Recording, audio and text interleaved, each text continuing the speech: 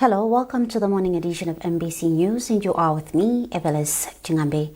Coming up this morning, government announces new boards for 66 statutory corporations. Government to continue supporting the Anti-Corruption Bureau (ACB) in the fight against corruption. And the Roads Authority laments inadequate funding, which is affecting project implementation.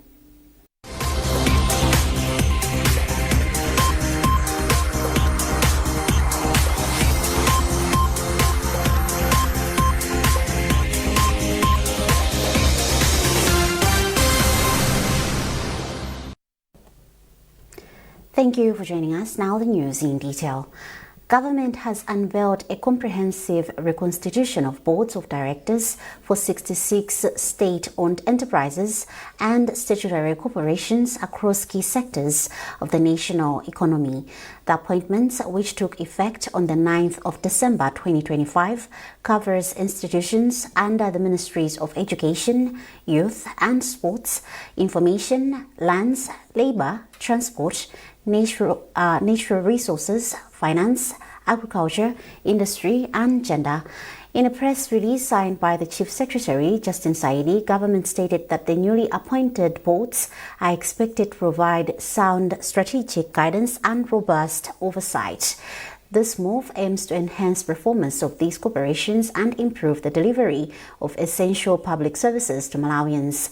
Key appointments include new boards of major institutions such as the Malawi Broadcasting Corporation, which is being chaired by Dr. Benson Tembo, Ms. Yolanda Ngira, member, Traditional Authority Mlumbe, Mr. Bishom Samdeni, and Ms. Elizabeth Nomondo.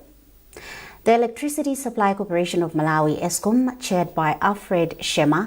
Members include Dado Mpepo, Professor Michael Jasukwa, Amon Kabasule, Sandra Siti Manghoma, Beatrice Nyengani, Reverend Kingsley Maulana, Lighton Ben Moyo, Elsie Tembo, Simon Vuakaunda Jr., W. Sabola, and Traditional Authority Nkalo. The National Food Reserve Agency, NFRA, chaired by Dr. Bruce Motali.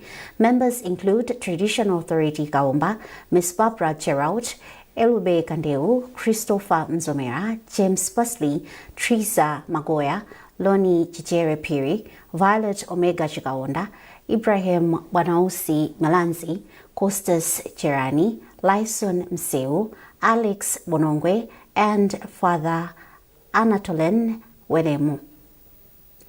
The Roads Authority is being chaired by Dr. Witness Gocha, David Manjawira as member, Engineer Newton Kambara, Bertha Nachuma, Nelson Mataya, Nyirenda that is, Gillian Kachikondo, and all public universities, among others. And also through the statement, government has also expressed confidence that the newly appointed boards of directors will enable the respective statutory corporations to fulfill their mandates effectively in the nation's interest. Visit our Facebook page, MBC Digital, for a full list of the appointments. Government pledges to continue supporting the Anti-Corruption Bureau (ACB) in the fight against corruption. Vice President Justice Dr. Jane Ansah says government is fully committed to ensuring that the ACB remains strong, effective and fully empowered in the fight against corruption. She was speaking in Lero during the commemoration of the International Anti-Corruption Day. Yamigani Sumtowe with the details.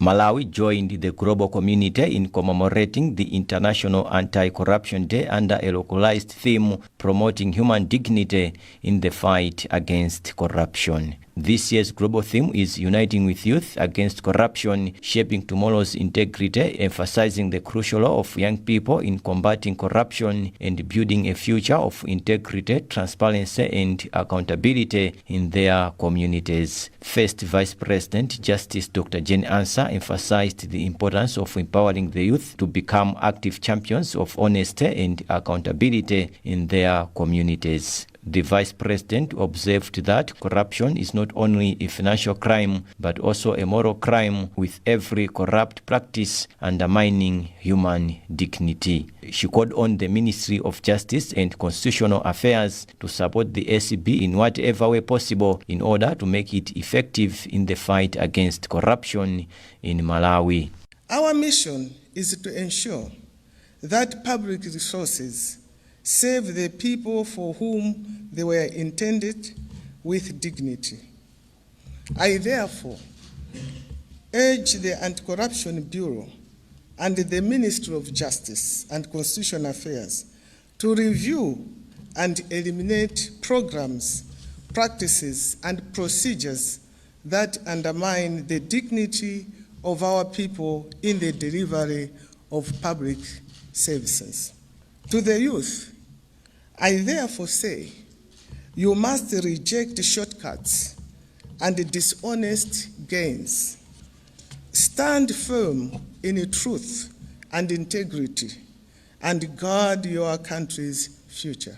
Speaking earlier, Minister of Justice and Constitutional Affairs Charles Muhango said government will champion various anti-corruption reforms focusing on strengthening the independence and capacity of the Bureau to effectively combat corruption through innovative approaches. Muhango said the Democratic Progressive Party-led government has adopted a zero-tolerance policy on corruption by, among other aspects, guaranteeing the independence and integrity of the Bureau, as well as strengthening its institutional, financial, and technical capacity. Acting SCB Director General Gabriel Chembezi said the fight against corruption is not only about protecting resources, but also about safeguarding human dignity. Chembezi therefore called for a revision of some pieces of legislation, including the Corrupt Practices Act.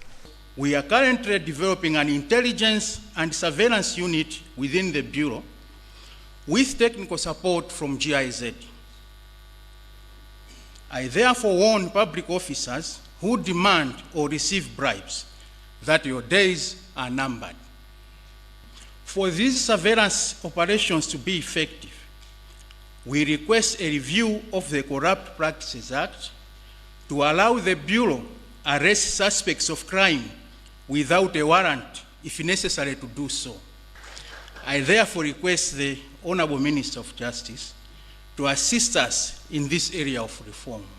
The United Nations set aside 9 December of every year as the International Anti-Corruption Day to raise awareness about the dangers of corruption and promote collective action against it. Meanwhile, institutional integrity committees from Blantyre Board, Malawi Law Commission, Machinga District Council, Ministry of Tourism, and Mberwa District Council have been recognized with certificates and awards for their outstanding work in the fight against corruption in their institutions. Yamigani Simtowe, MBC Lilongwe. Second Vice President Enoch Chihana joined hundreds of people in Mzimba for the burial of the late Jafet Chiwa. The ceremony took place at Zankanya Nyirongo village in the area of Inkosi Kampingo Siwande in the district. Hassan Piwe reports. People from all walks of life, including government officials, joined the second Vice President Enoch Chihana to witness the burial of the late Jafet Chiwa, who until his death was the district chairperson for Alliance for Democracy AFOD, who also served as a National Executive Committee member of the party. Speaking on behalf of the second Vice President, Nelson Mataya Nyirenda said the party is saddened by the passing on of Chiwa, which is coming few days after the death of yet another AFOD member, Sylvester Gadi. He described the late Jafet Chiwa as a man who remained loyal to the party and contributed significantly to the party to achieve its current status. He urged people to emulate the legacy of the late Chiwa of being loyal to the party. A representative of the bereaved family, Fina Chiwa, hailed the second Vice President for the support he rendered to the family during the time the late Jafet Chiwa was sick and the love shown to the family during the funeral. He further said the Vice President has played a vital role in ensuring that the remains of the late Chiwa receive a befitting burial ceremony. The late Jafet Chiwa was born in 1969 and is survived by a wife, 9 children and 1 grandchild. Hassan Piri, MBC News, Nzimba. 75 smart ICT laboratories have been constructed under Connect a School project. Minister of Information Shadrack Namalomba says he is confident that the project will significantly improve digital literacy among students in public schools and communities. He made the remarks during an inspection of the project at Mponela Community Day Secondary School in Lower District. Details in this report by Jinsisi Moyo. Government, through the Malawi Communications Regulatory Authority, MACRA, is implementing the Connect a School project aimed at expanding access to digital tools and information in public schools. In the second phase, currently underway, over 120 computer laboratories have been earmarked for construction across the country. This follows the 75 laboratories already completed in the first phase. Minister of Information Shadrack Namalomba says the project is expected to improve digital literacy among students and communities who will also benefit from free internet access in the ICT labs. He added that the initiative is part of government's vision to build a digitally literate Malawi. We have constructed 75 of these computer labs, and we are about to resource them with the computers, with the desks, and also with Wi-Fi, where they're supposed to be connected to internet. And once they're going to be connected, our vision is to have the students here, all of them, learning under those circumstances. The students must learn, but also the community must benefit. So the community will also be given the opportunity to access that Wi-Fi. The Wi-Fi will be free, but will be available to the community. Acting Director General for MACRA, Mphatso Piri, described the project as a game changer, noting that it will enable more students and communities to access reliable internet services. The overall goal is in line with the government's vision of making sure that connectivity is available to the people all over Malawi. You heard the minister who said that government is intending to connect over 2,000 schools in Malawi, and as MACRA we are also part of that initiative, whereby these schools will provide the internet that government is planning to provide to the students. The Connect a School project seeks to enhance access to digital tools and information for marginalized communities, empower individuals through digital skills training and job opportunities, and promote inclusive and equitable access to technology. Jinsisi Moyo, MBC News, Doha. The European Union Election Observation Mission has made 21 recommendations for the government of Malawi to consider in order to improve the management of future elections. Presenting the report in Lilongwe, the EU Election Observation Mission said the recommendations include the use of technology, campaign involvement and finance, among others. Catherine Banda with the details. Presenting the report, the EU Election Observation Mission noted that the 16 September elections campaign period was not equally favorable to all candidates due to financial matters arising from the inadequacy of campaign finance regulation. They added that the elections were conducted within a comprehensive legal framework with a professional administration. The observation mission indicated that there are 6 priority recommendations that Malawi should look into to improve the management of future elections. They proposed the enhancement of campaign financing by imposing limits on the campaign fundraising and expenditure for improved accountability and transparency of political parties and candidates. Deputy Chief Observer Anne Mabraf says Malawi needs to have clear legal framework of election electronic tools at all stages. The main thing that is new about the report that we're publishing today is that it contains a set of 21 recommendations. Now, these recommendations address all aspects of the electoral process, beginning right at the point of voter registration, going right through to how results are tabulated and how disputes relating to elections are adjudicated before the courts. So it's a very, very broad brushstroke. So we have 21 recommendations, as I said, and they address all of these areas. On the other hand, the EU Election Observation Mission proposed the need for improvement of the flow of information and provision of adequate information to the public on election matters to avoid creating room for misinformation. Catherine Banda, MBC News, Lilongwe. This is MBC News and you are with me, Evelis Chingambe. A reminder of the top stories. Government announces new boards of 66 statutory corporations. Government to continue supporting the Anti-Corruption Bureau, ACB, in the fight against corruption. And the Roads Authority laments inadequate funding, which is affecting project implementation.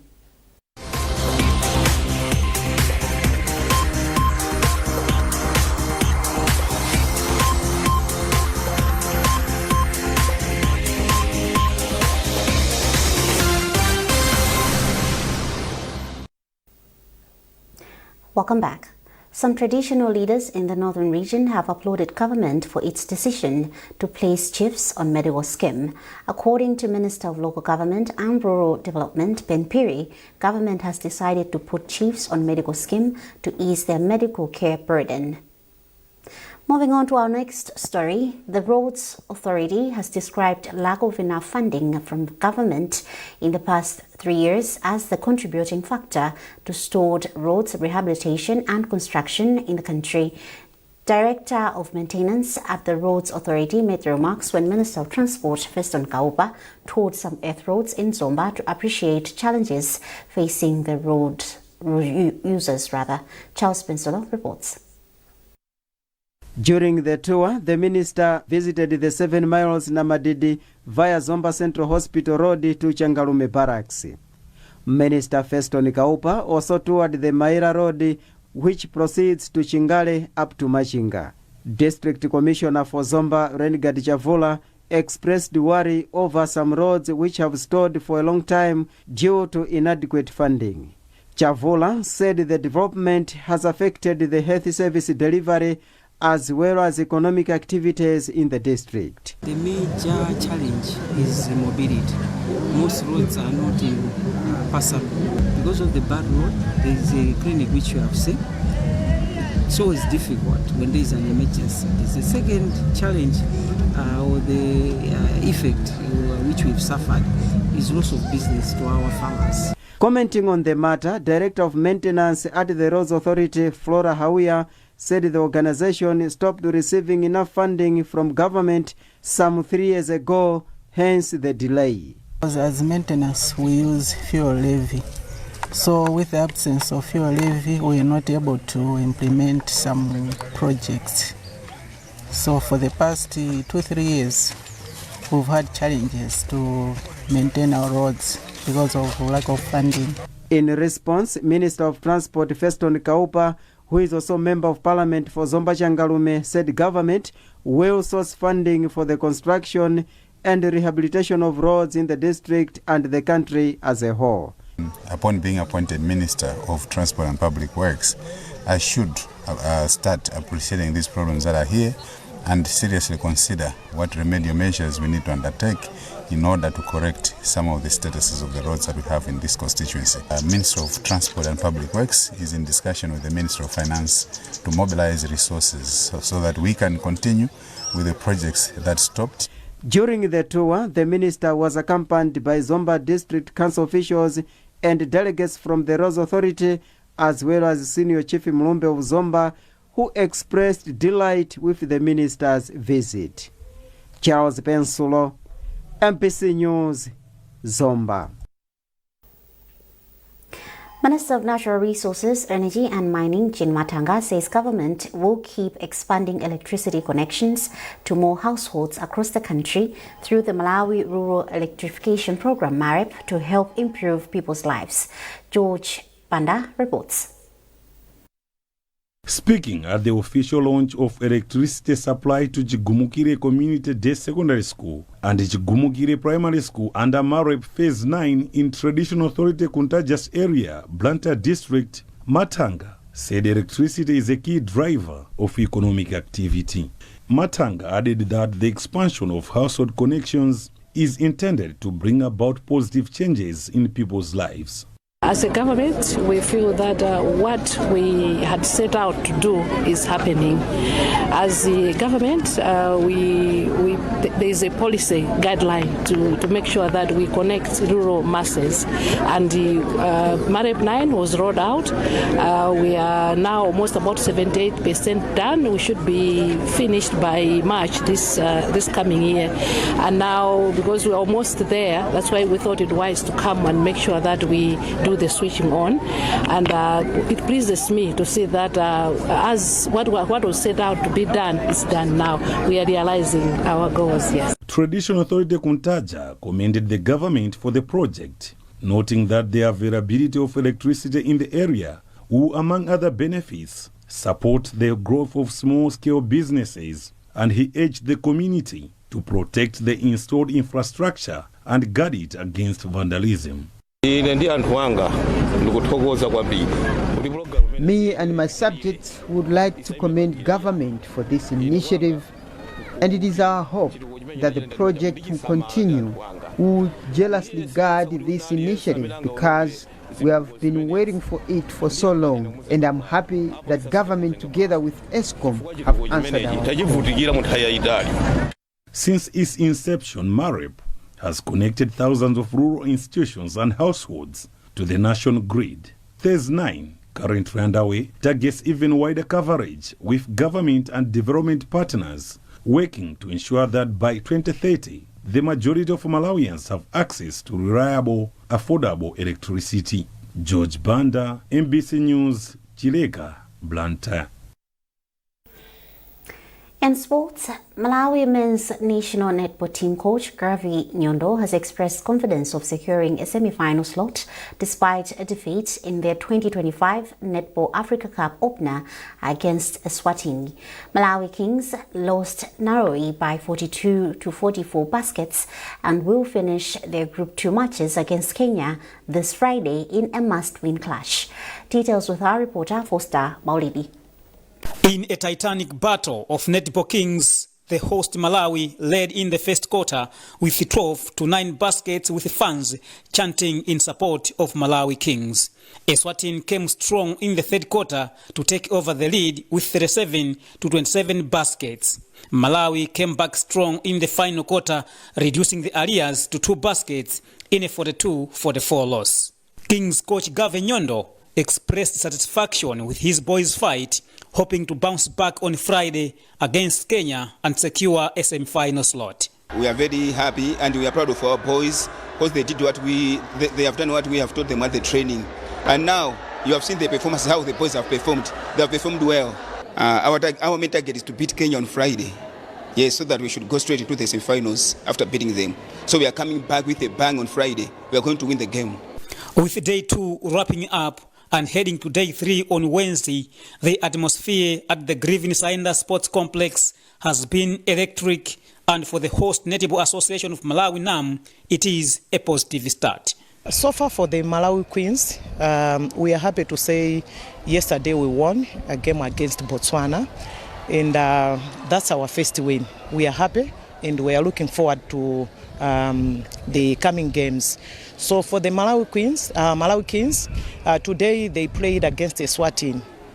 We didn't do well, but we are happy with the performance. As the tourney heads to day number 3, the excitement continues getting better, with fans enjoying every moment as the teams sweat for the medals. Let the games continue and the best wear the crown. Foster Maulidi, MBC Sport. And that item concludes this edition of MBC News. A recap of our top stories before we leave. Government announces new boards of 66 statutory corporations. Government to continue supporting the Anti-Corruption Bureau (ACB) in the fight against corruption. And the Roads Authority laments inadequate funding, which is affecting project implementation. For more on these and other stories, visit our digital platforms by scanning the QR code at the top right corner of your TV screen. We will broadcast live the list of the newly appointed boards of parastatals soon after the news. You have been with me, Evelis Chingambe. Thanks for watching and good morning.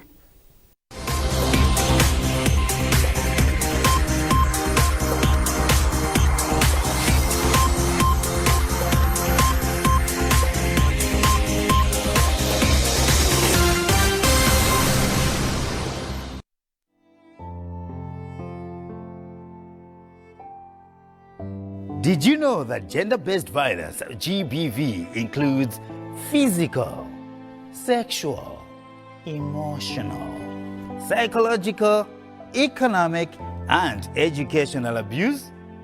Coercion and threats directed at an individual based on their biological sex or gender identity. Gender-based violence undermines the autonomy, dignity, health, mental, and physical security of its victims. Let's unite as we observe 16 days of activism from the 25th November to 10th December this year. Under the theme, Unite to End Digital Violence Against All Women and Girls. Together, let's end gender-based violence. Be supportive. Keep yourself, your family, and community protected from any form of violence. Say no to any form of violence. Unite to end digital violence.